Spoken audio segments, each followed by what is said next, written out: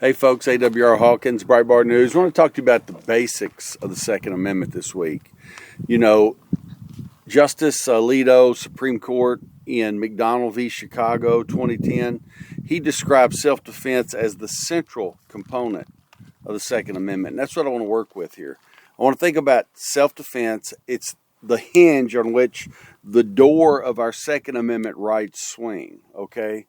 It's crucial that we understand that because the left's assault on the Second Amendment is nonstop. And if we don't understand the basics, if we don't understand why our founders gave us guns and what the Second Amendment, what it really protects and what the foundation is, we always run the risk of losing our rights, at least by degrees, okay?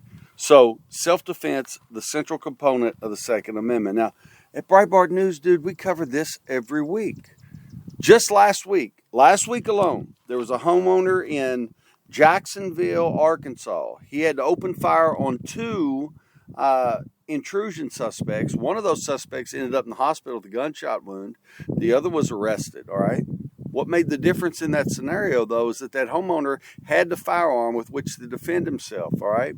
Home defense, self-defense, all right? Same week, last week, down in Putnam County, Florida, you had a 67-year-old homeowner. She woke up in the night to the sound of her door handle rattling. She went to investigate, and while she's checking it, a alleged intruder forces his way through the door. She's scared for her life. She shoots him, kills him.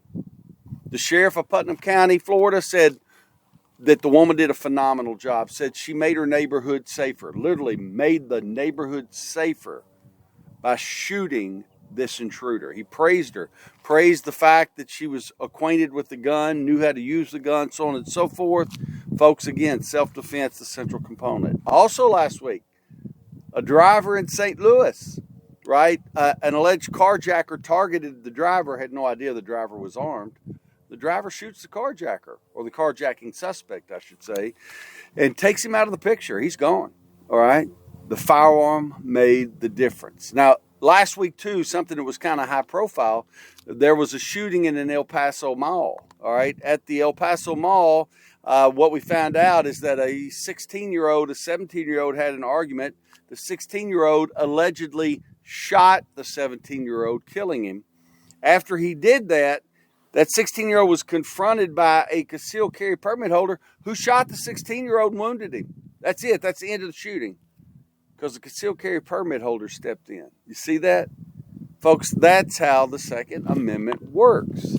Now, we've covered at Breitbart, Gary Kleck at Florida State, criminologist.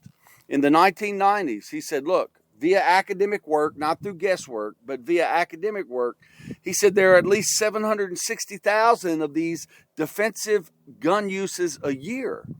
At least 760,000. See, the left will always be immune to that. They'll always be immune to that news and to those facts, always. But we can't be. We have to soak it up and understand, look, we have guns not because our founders wanted us to be able to duck hunt or go plinking so much. No, we have guns so that we can defend our life and liberty. Self-defense, the central component of the Second Amendment.